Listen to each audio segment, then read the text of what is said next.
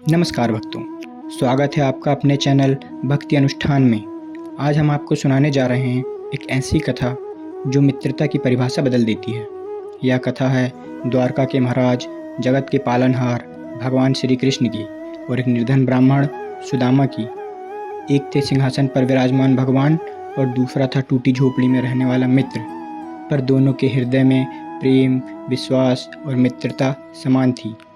आज की इस कहानी में हम जानेंगे कैसे सच्ची मित्रता न धन देखती है, न पद, न अहंकार।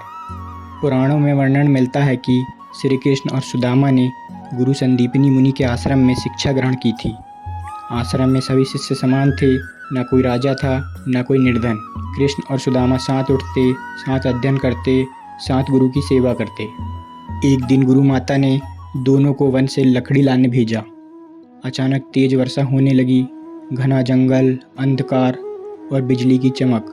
सुदामा डर गए, पर कृष्ण मुस्कुराए और बोले, मित्र, जब हम साथ हैं तो डर किस बात का।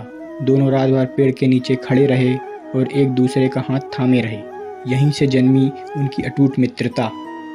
जब शिक्षा पूरी हुई तो समय आया विदा लेने का। गुरु संदीपनी मुनि ने कहा, तुम दोनों मेरे लिए समान हो।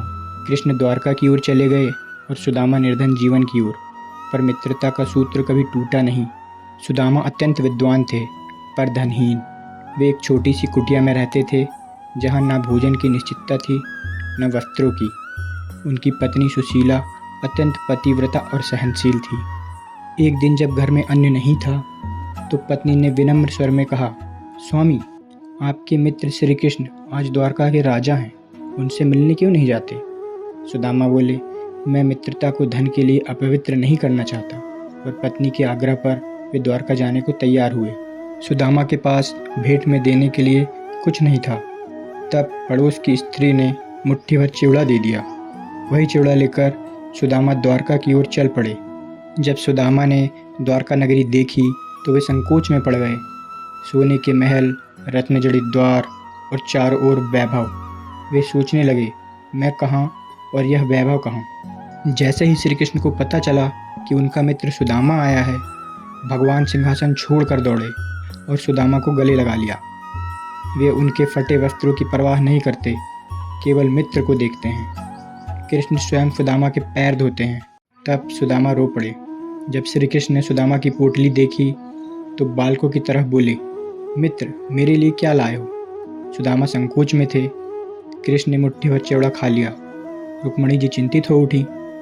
कृष्ण मुस्कुराए और बोले, एक मुट्ठी चिवड़ा मुझे तीनों लोगों का वैभव दे सकता है। सुदामा ने कुछ भी नहीं मांगा। वे सोचते थे, कृष्ण ने मुझे पहचान लिया, यही मेरे लिए पर्याप्त है।